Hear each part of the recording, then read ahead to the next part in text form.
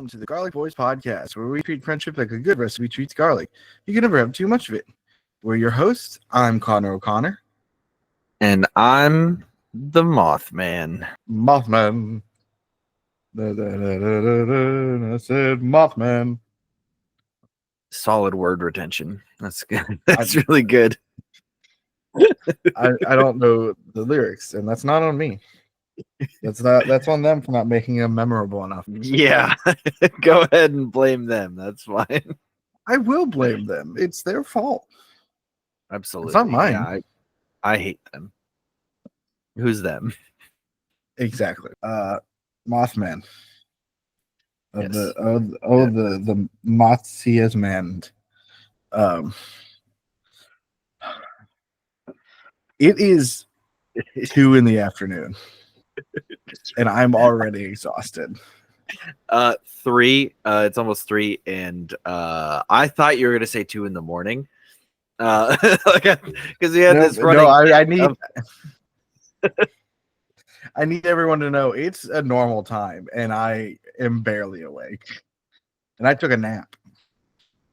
Yeah. See, how long was the nap? Time did I text you I was home? Like 11, I think. It might have been like noon. Hold on, I got this. All right. Just got home. I sent that 11:44, and you sent it right after. No, I'm sorry. 12:22. You sent that. Okay. So let's call it 12:30. I got home. 2 hours. Yeah. Well, I got up around 2, so it was like an hour and a half. And I would have been right on, but Autumn texted me, I need to call you in a second, and then waited 20 minutes to call me. Right. She's fine. We think good. She might have hurt her leg. Well, she did hurt her leg, but we don't know what happened. She's at MedExpress. It's fine. I'm not panicking. As long as she's not dead, that's what matters. From what I know, I just talked to her. So, boy, today's a long day. I've been up since 6:30 on a Saturday. Dang. Why? Which is a lot. It's Saturday. Because I wanted to go to my niece's soccer game today, and she's still like back where I used to live, so it's like a 40-minute drive almost to get there. And so I wanted to make sure that I was up and ready to leave in time. So like, the game starts at 9, so I have to leave by 8:20 to get there in time. And so I should be up at 7 so that I can like go to the bathroom, brush my teeth, do all that stuff, chill, and then get ready in time for 8:20. But my body was like, yeah, but what if we're up even earlier than that to make sure you're ready? Because I really didn't want to miss it. Right. Because I wasn't able to go to her first game because my truck wasn't fixed yet. I wasn't able to go to her second game because we had repair. Moth Fest. Yeah,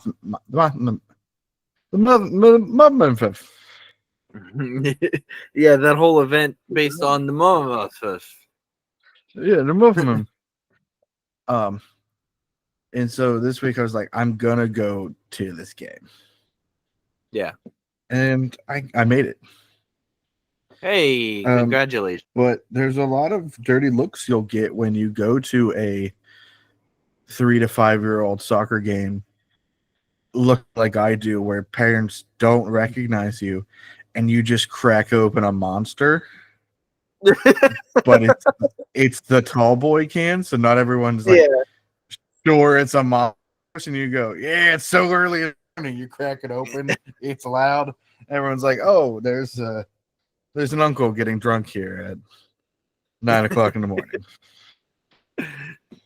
Hell yeah, brother. There's definitely fun. People watching me through that game, just to make sure I was there with somebody. What are you doing? I'm playing with my beard. I don't know. Are you stimming right now? No, totally not. I don't stim.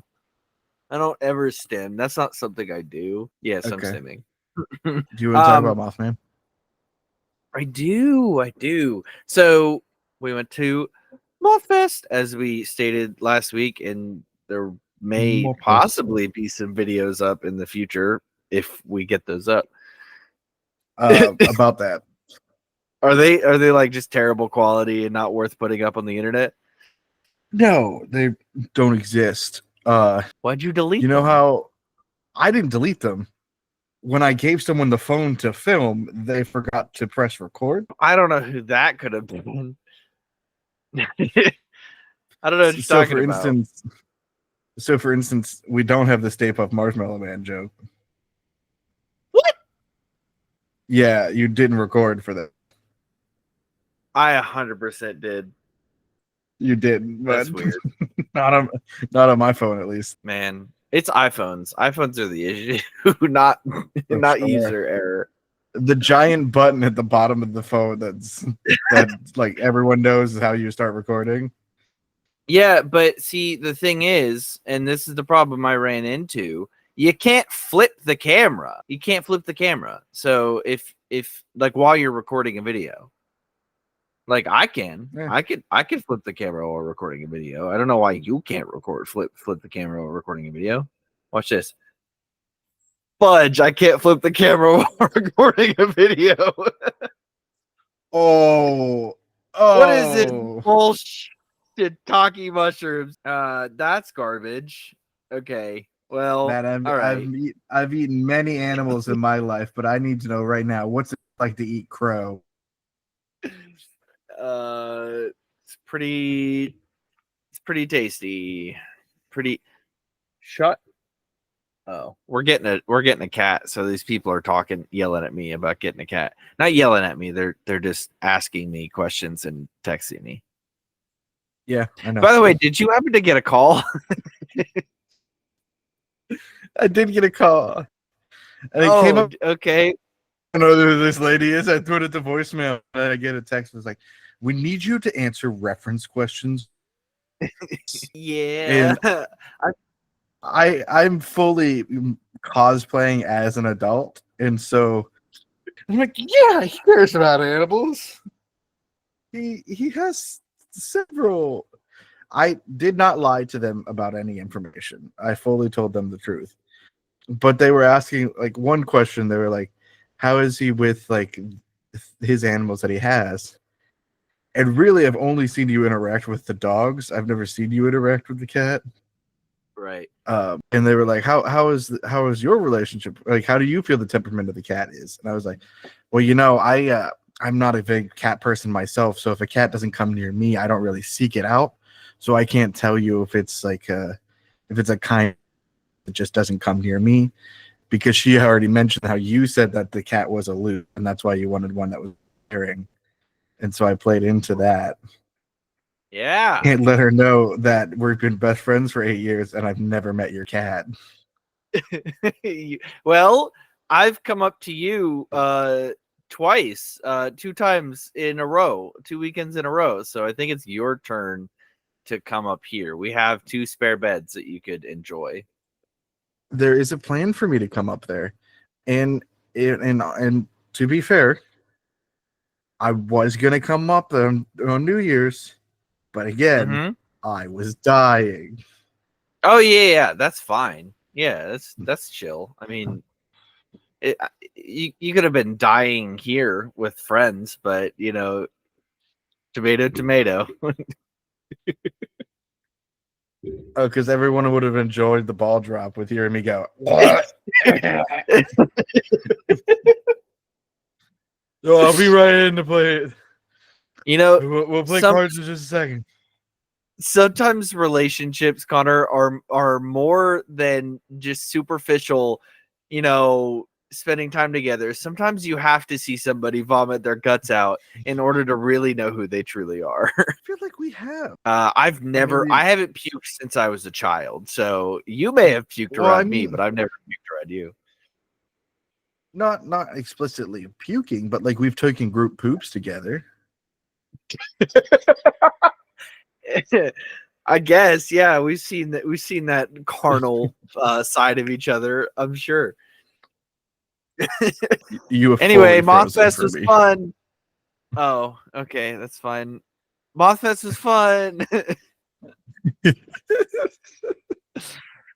Man, Moth Fest was losing it. fun. Let's see. I have some of the merch that I got right now available. Dude, I'm to wearing me. mine.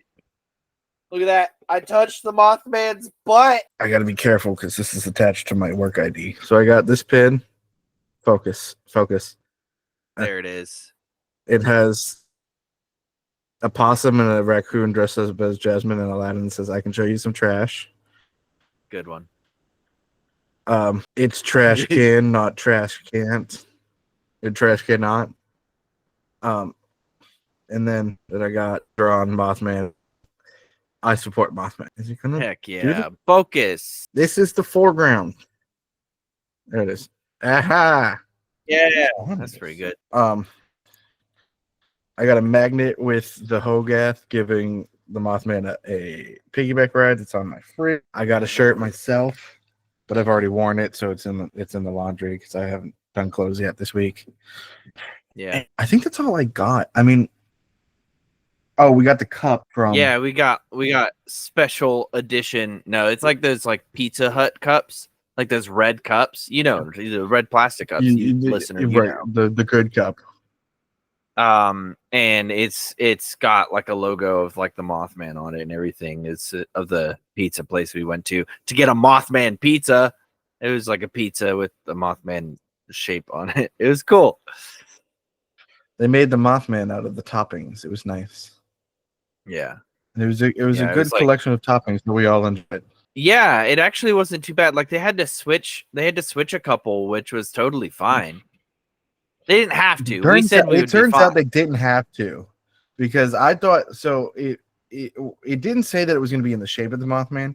It just said like, oh, it has these peppers on it, green olives, green peppers, mushrooms, and like I'll eat a lot of things, but I draw the line at anything but black olives. Right. And so I was like, is there any way we could just like get? Like I was trying to talk you into it because you seemed adamant that green olives are fine, which. Insanity that you'll eat green olives but you won't eat whipped cream. Okay. I knew though, the reason I said it was fine was because I knew they weren't spread across the whole thing. It was just the eyes. Didn't.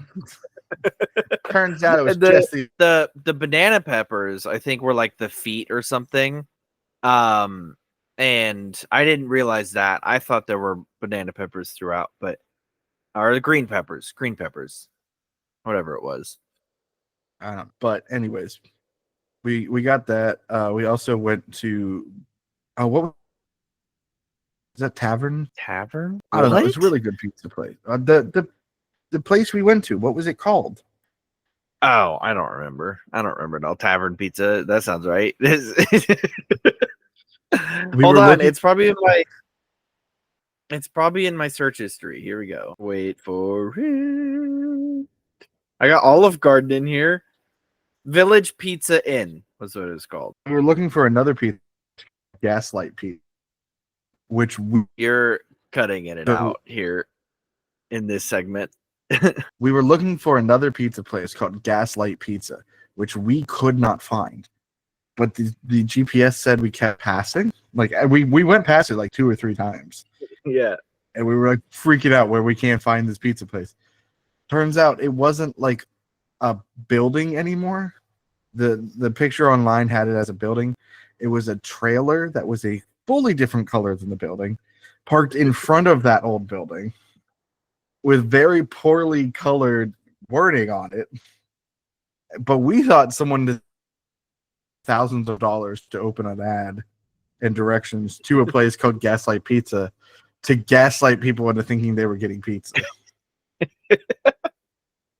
Yeah, it was fully just rude. Like I didn't appreciate that. We ended up pulling into like a business right across the street from it and just like staring. And eventually we saw that there was a big old sign that said Gaslight Pizza, but it was not easy to read and it was easy to miss. Very easy. It took us way too long. Yeah. We also went to a coffee shop that sold like Mothman themed coffees and drinks, like milkshake and stuff like that. Pretty good. We did some Mothman themed putt-putt, which was pretty good. It was all right. Some of it was very, very frustrating. Very frustrating. And the people behind us were going so fast. I feel like it would have been a way better experience if the people behind us would just have backed off a little bit.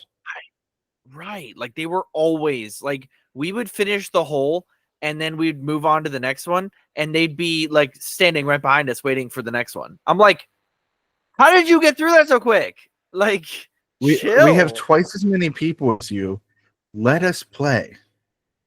Yeah. We could have just let them play through, I guess. But at the same time, we were filming or attempting to film for the putt. I think that's also why I didn't think about it. It was like I'm just trying to make sure like in a film or like catch it on film. Yeah. There were a few putts that didn't get recorded just because you weren't ready or somebody hit the wrong button. Yeah, there's a few times. A few wrong buttons. Yeah, but just a few issues there. But it's okay. I think the biggest disappointment of the weekend for me is that I didn't bring this. Your screen is phone completely set. frozen. I hear your voice. I didn't have this. Okay, I see it better now. No, do it again.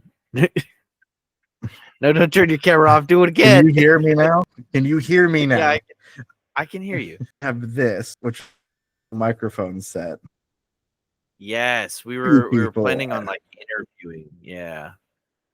So I could intercut it with like all the vlog stuff that we were doing, just to make the weekend like a little bit more fun for when we posted it. But we didn't have that, and just like a lot of the little interstitial stuff also just didn't get cut. So best to see what kind of footage we actually have, but in the end, I don't know if we're going to be able to post a video of it. There might just be some small things here or there. We could at least post the pictures on like the Instagram or something. Oh yeah, I'm actually surprised I haven't done that yet. I don't know why I didn't. You have the pictures and access to. I don't have any of the pictures. You have all the pictures. You took all them on your phone.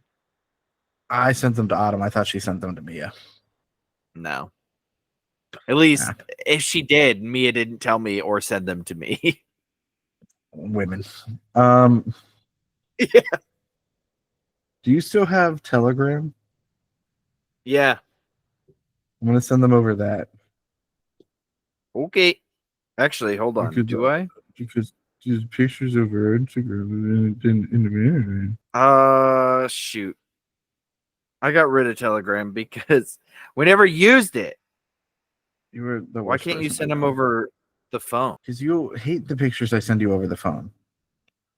Yeah, but again, iPhone just upgraded to RCS, which means that the pictures should be clear and fine. All right, fine. Excuse us one moment. Well, now I've downloaded Telegram. Why? Because I was downloading it to, you know what? It's fine. I'll delete it and then I'll just await the text. Okay, I sent you all the. Cool. I'll just have to wait to get them. They'll come in someday. But yeah, we did all that. Played some board games with the girls. What else did we do? Cried ourselves to sleep. Hot. Just me. That's fine. Yeah, it was really hot. The actual festival, there wasn't a lot for us to actually like. It wasn't. We didn't find it worth it to stay super long because it was so hot. There was a lot of cool like stuff to look at, and like the vendors and everything, and everyone was so creative, and it was cool like to see how many other people really like this concept. But like there was a cryptid museum, but the line for it was like wrapped around the building, and it was too hot to wait there for it. I was super glad the waiting room for mini golf, because we had to wait for like 20-25 minutes. Yeah. Not only did it have a pinball game, but they had AC, which made it so worth it to wait. Yeah. Was that the Guardians pinball? Yeah. Okay, yeah, that was fun. I sucked at pinball. I suck a lot at pinball, but it's still fun. Pinball is one of those things that I don't talk. I don't.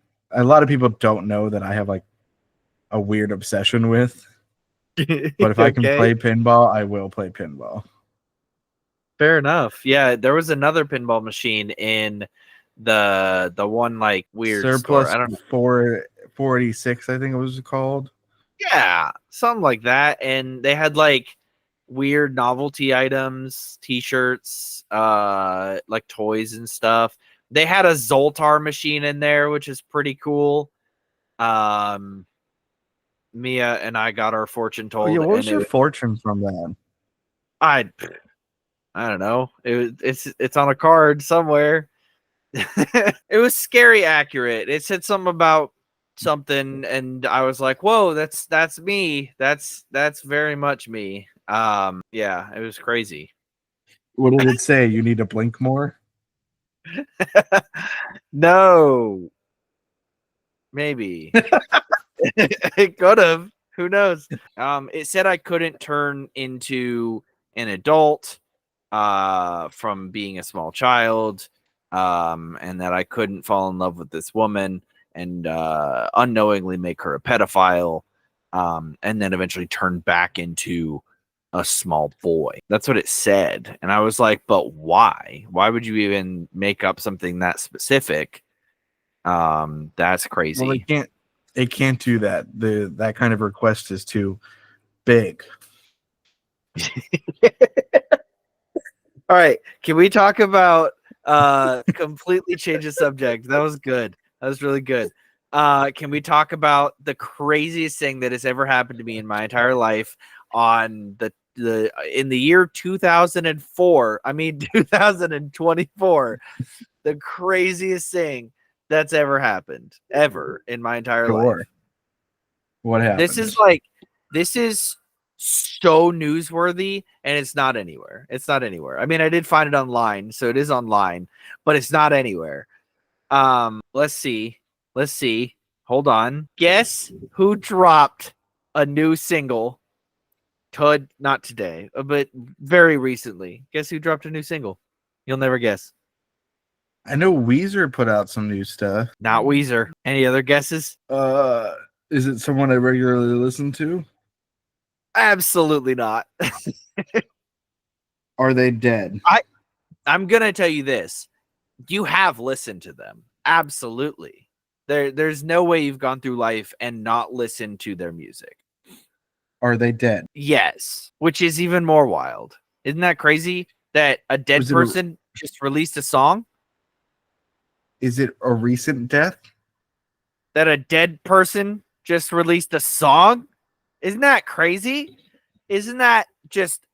Hold on, my headphones got caught. Isn't that just freaking wild, Connor? Okay, so a dead person released a song. Isn't that just crazy? Kurt Cobain? No, but good guess. You got this, buddy. I believe in you. It's right in front of you. You just have to look for it. Stanley. Nope. He doesn't do music. Well, none of the pop Funkos I have are. Look at the screen, you dumb. You dumb. Well, all I see is classical music artist and composer Mozart.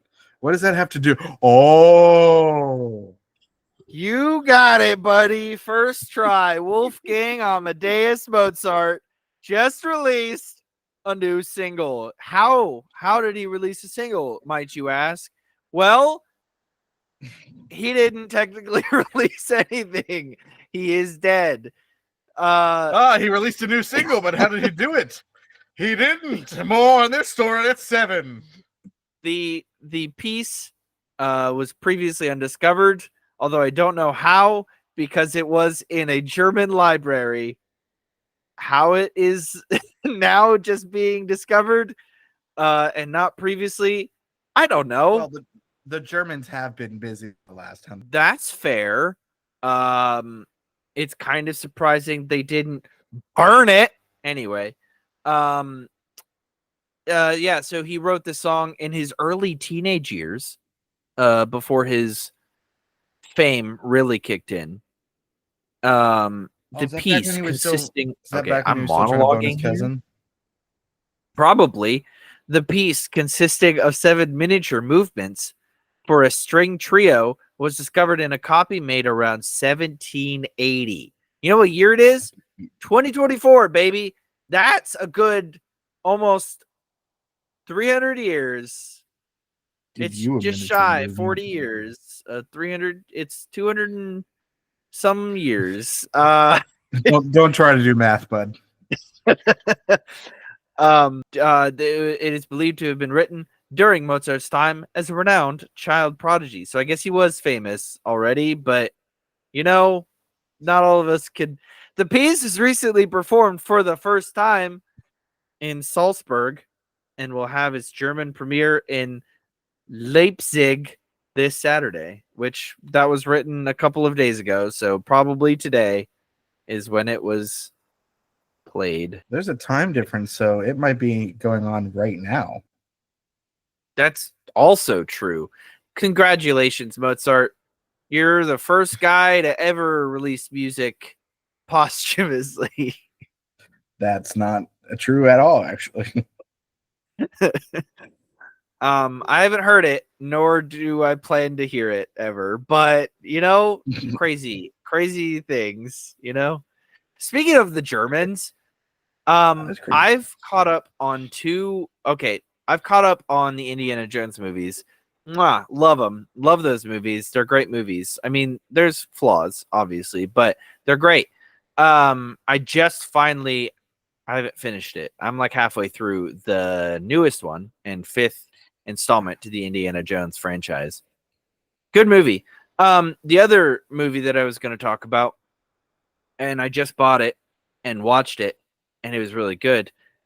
Just came out this year. The Ministry of Ungentlemanly Warfare with Henry Cavill. Henry Cavill and the guy who plays Reacher, as well as other actors. There you go. Oh, Carrie Ellis is in it. That's all the ones I knew off the top of my head, but there were more that I kind of half recognized. It was a good movie. Really good, actually. I don't enjoy war movies hardly ever, but it was like a comedy action movie. So I thought it was pretty cool. I liked it a lot.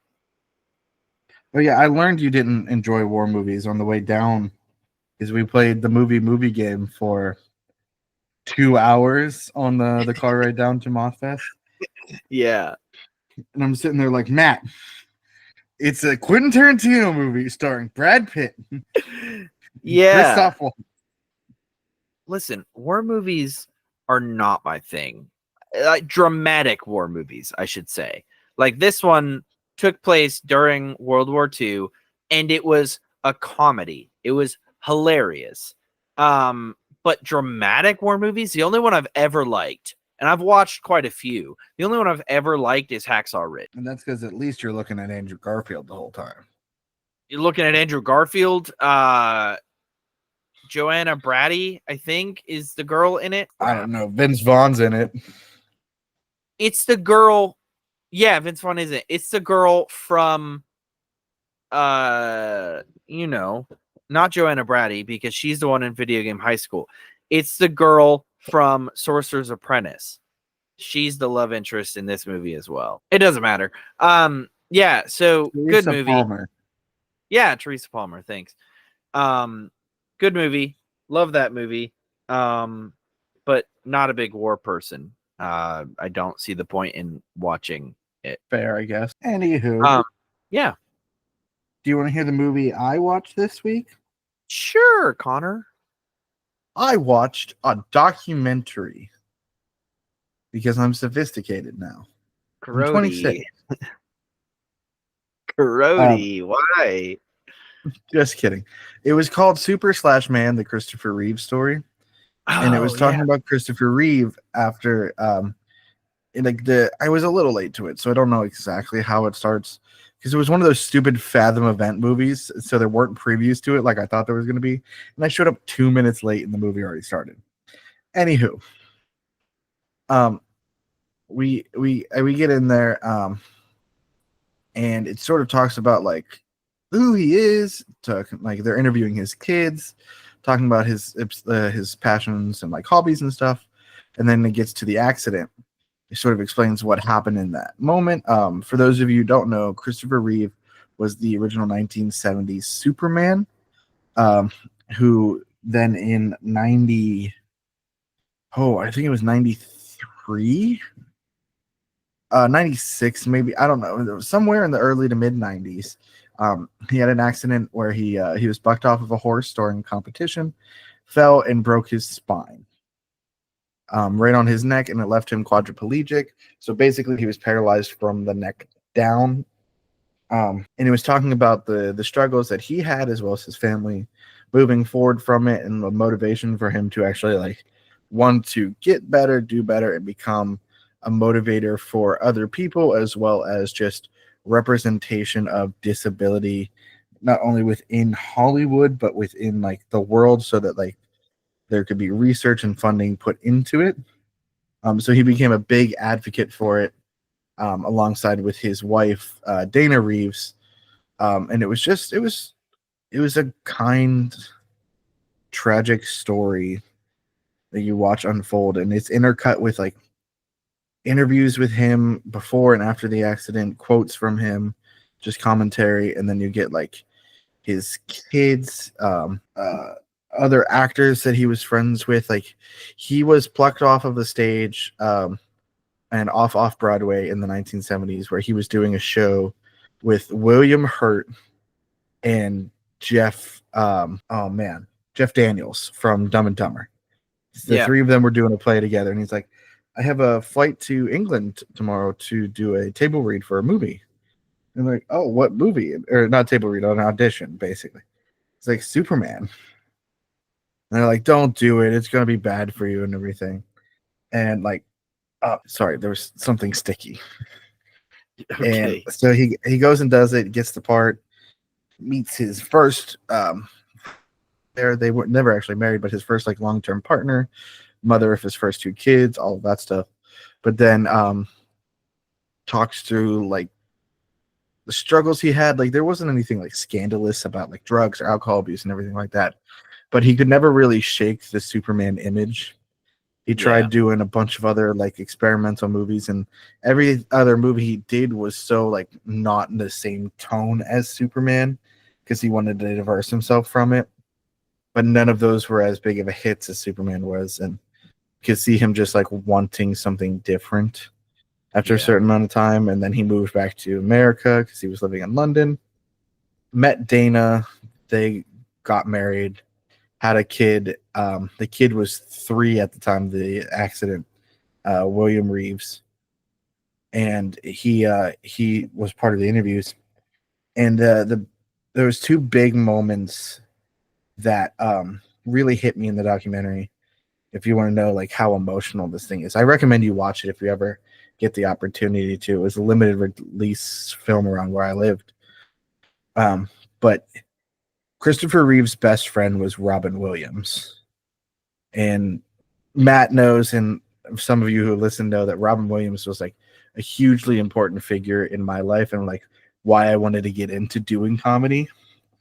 They were best friends, and apparently Robin gets to the hospital and like hears of the accident and everything, and convinces the other doctors and nurses to dress him up, and he comes in and pretends to be a German proctologist to Christopher Reeve's hospital room, is like cracking jokes and being funny and everything.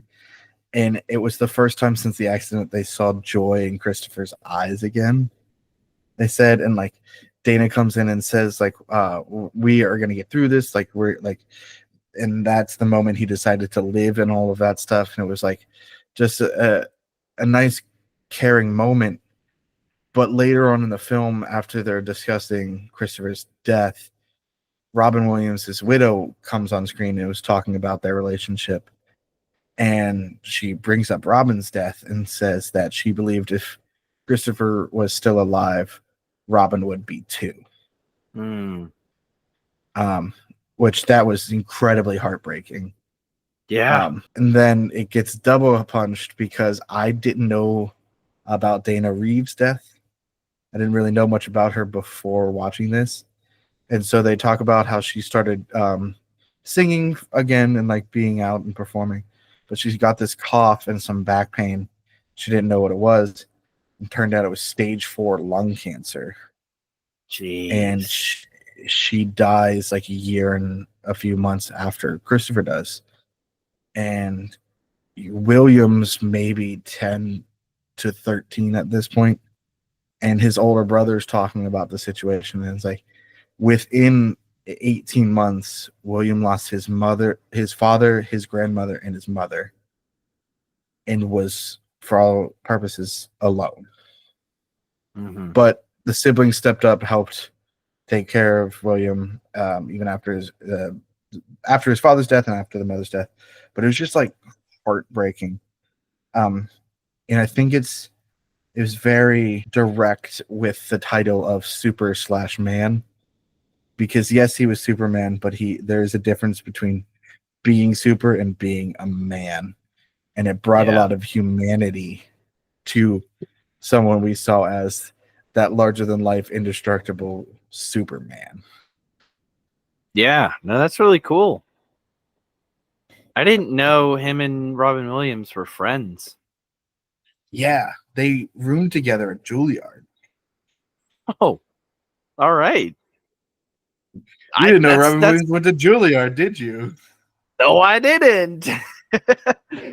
That's just it's something you don't really think about a lot with famous people, like them being friends, and most of the time it's chance encounters, like working on the same movie together, or things like that, or going to college together, stuff like that, because a lot of actors go to similar colleges, the colleges for the arts.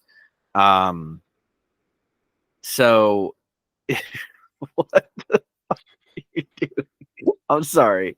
What are you doing? Nothing that the camera was showing, so you can move on with what you were saying. I was trying not to laugh at it. Okay, anyway. So yeah, it's cool. It's cool to see. Sad also, very tragic. That's insanely tragic, but good story. I will have to check that out if it ever comes on streaming, which I'm sure it will. Maybe someday. If anything, it'll probably be on Max. Yeah. The last thing I ever remember seeing Christopher Reeves in was actually Smallville. Because I was watching through Smallville a couple of years ago, and he was in a wheelchair, I believe, in Smallville. Like this had to have been obviously after the accident, but kind of towards the end of his life. But it was a really cool cameo. I love cameos like that because they did a similar thing in the Flash Arrowverse, like that whole universe. When they did the one story where they did like multiverses and stuff like that. I don't remember what it was called. Crisis on Infinite Earth. That's the one. And they had Tom Welling back in. They also did a CGI rendering of Christopher Reeves in the Flash movie that just recently came out. Yeah. Which was, I mean, it was interesting. On Smallville, he played Dr. Virgil Swan. Yeah. And it was unfortunately right towards the end of his life. Yeah. See, he wasn't in many TV shows, but he was on the Muppet Show as himself. Nice. Tales from the Crypt, Frasier, Sesame Street. Those are really the only ones that I recognize. Mm-hmm. Hold on, there's one movie he was in that I want to point out to you Okay. because they describe it perfectly in the documentary. Death Trap. Okay. It's a movie starring let's see, Michael Caine, Diane Cannon, and Christopher Reeves. And the film narrates the tale of a famous playwright who has not had any hits in recent years. After students entrust him with the manuscript of a promising play, the writer tells his wife the student has not told anyone about his play. He could kill the student and claim the manuscript for his own. I believe they refer to it as like a gay revenge story. I think this is the right one. I could be wrong, but it was just the idea of like it was him and Michael Caine, and like that was pretty cool. He could kill the student and take it as his own? Yeah. What Like the the play. heck? Yeah, no. Yeah. He also directed a few things after his accident, including a movie with Glenn Close and Whoopi Goldberg that was about Glenn Close's son dying of AIDS, which was huge for 1997 because there wasn't a lot of like respect given to not only the gay community but like those in dying of AIDS at that time. He directed that, and then he directed another film about another a woman who has a quadriplegic and her story. I cannot remember the name that one right now. I think it's sorry. No, you're good. But he for what happened to him, he still lived an incredible life afterwards. Only a year after his accident, he premiered he came out at the Oscars and like talked to them, premiered, and like you could see a ton of people just like that are now super famous and like would be revered, looking at him in awe and respect, like Jim Carrey. What's her name? Meryl Streep, like just tons of people just happy to see him and see that he was there. And the fact that went well gave him the courage to keep like being a person again in the daylight. And I will say the best thing he did with that was I also helped start the Christopher and Dana Reeve Foundation, which is dedicated to finding treatments and cures for paralysis and spinal cord injury and other neurological disorders. That's awesome. Yeah. Do you want to talk about David Copperfield for a minute? I found out this information. Sure. I think it's quite interesting. That's the magician guy, like probably one of the most famous modern magicians. No, I'm talking about the book that by Charles Dickens. Oh, sure. Yeah. Okay. That's what I found out, bud. Charles Dickens wrote a novel which is narrated by the character of David Copperfield, detailing his adventures in his journey from infancy to maturity. As such, it is typically categorized as a Buldingrumsmann genre. Oh, stellar. Which is that was so good. A literary genre that focuses on the psychological and moral growth of the protagonist from childhood to adulthood. So it's a coming of age book, basically. Yeah. But it was published back in 1949 in 49 as a serial, in 1850 as a book. Okay. So this is like a super old book.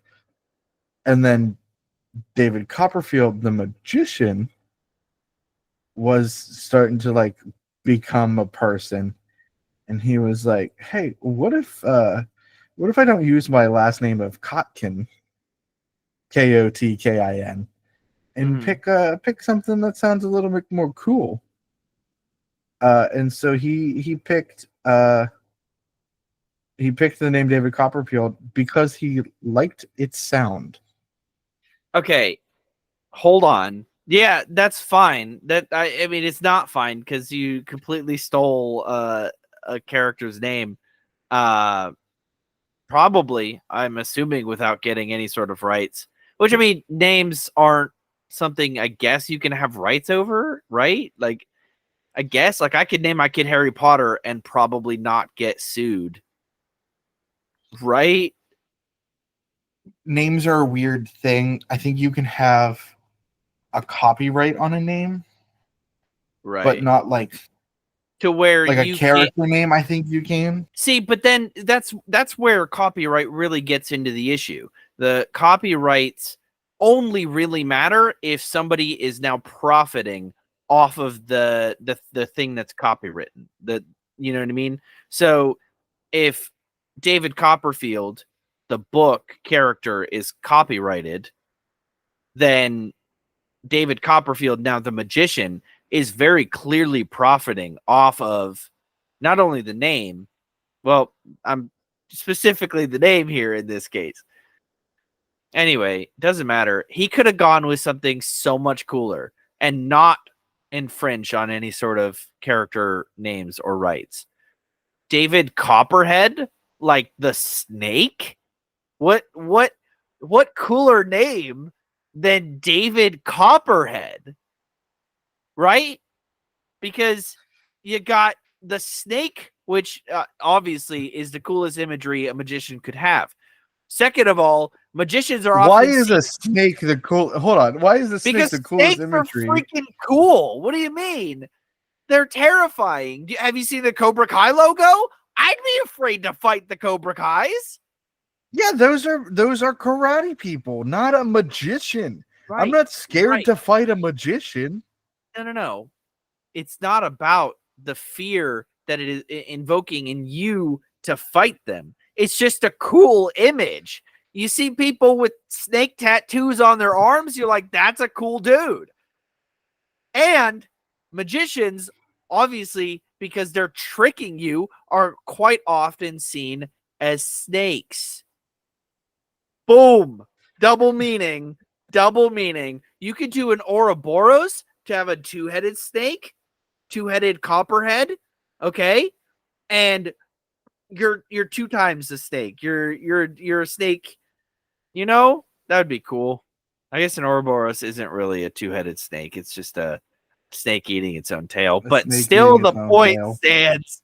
The point stands. The snake that's like the eating its whole own defining feature of the Ouroboros. Yeah, but in this case, eating its own tail. The two snakes would be trying to eat each other in their The face. two snakes become one. And they were roommates. And they were room snakes. Roommates. And they were snakes. Listen. I thought for maybe 20 seconds about the David Copperhead. Like, that's so dope as all get out. That's so cool. David Copperhead, man, I wouldn't be testing his traps. I wouldn't be volunteering for his shows because he's so cool. I want you to kill me right now. I want you to murder me. I don't even know how to react to how bad that was. That was the worst thing I think you've ever done on this show. Are you okay? Like how are you feeling physically? Because physically I'm feeling great. But yeah, I think he could have gone with anything else. He could have gone with David Cottonhead and Ninny Muggins, but then he might have also gotten into some copyright issues. He could have gone as David Copyright. David Copyright, and nobody would be able to stop him. I will tell you right now, he could not be David Copperhead Ninny Muggins because he is 63. He started being a magician when he was 16. Elf did not come out until 2002, right. I think. But if 2004. But if he came up with it before Elf did, then he would have beat Elf to the punch, and he would have got their copyright issues. He would have said, "Hey, that's my name. You can't steal that. And then he would have gotten a lot of money. See how smart that would have been? Jeez. It's like you don't think of, it's like you don't think ahead. It's like you don't think ahead to the future here, Connor. You don't think ahead because clearly he could have done that and he could have gotten a lot of money. Someone in Elf thought of it. Some screenwriter thought of it. So why couldn't David copyright? I want to die. Are you proud so of yourself? Bad. I need to know if you're proud of yourself. Have I made you uncomfortable by my terrible logic? I wouldn't say I'm uncomfortable. I'm just starting to feel bad for you a little bit. Okay, then yes, I do feel better. I do feel better about myself. Hey, can I talk about a G-spot? My G-spot for this episode. Got him. Now I've made him uncomfortable. What's up, ladies and gentlemen, and everything in between?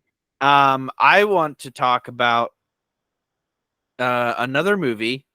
I'm sorry we talked about movies a lot on this episode of The Garlic Boys.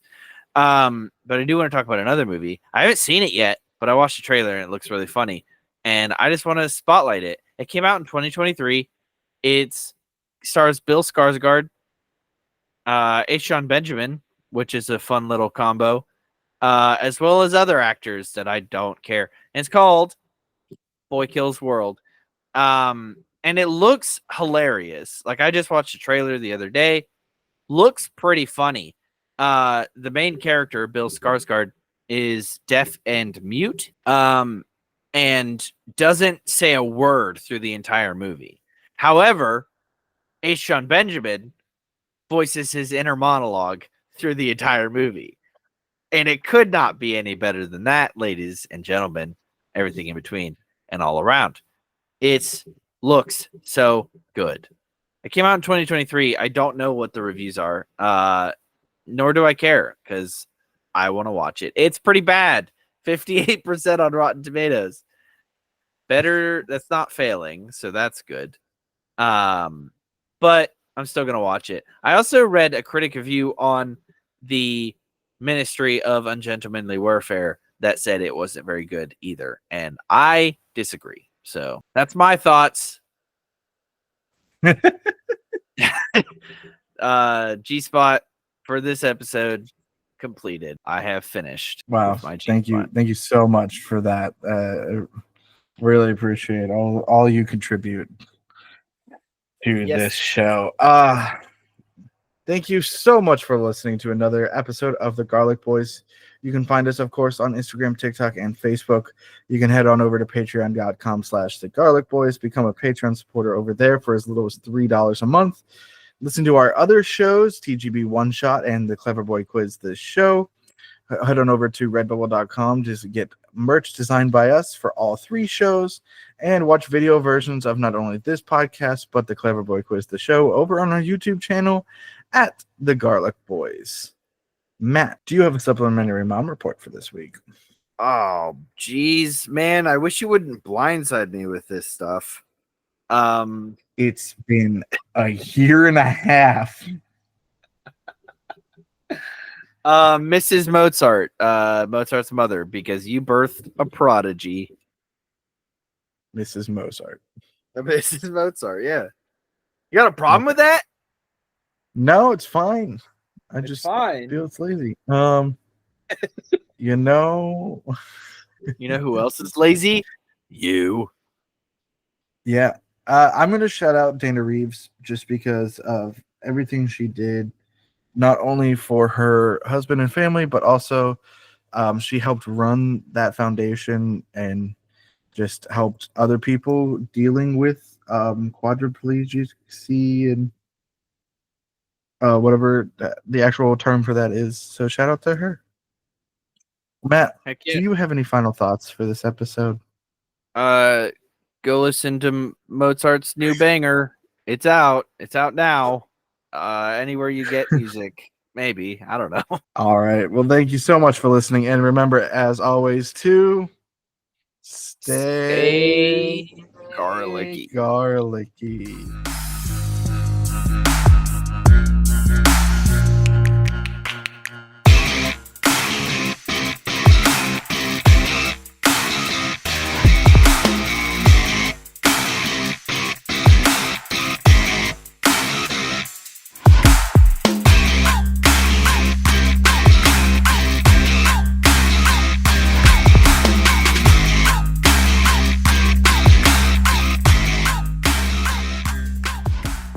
Do you think it has just piano or like maybe trumpets in it too?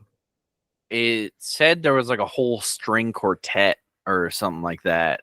A string trio. Oh, I'm not So listening then.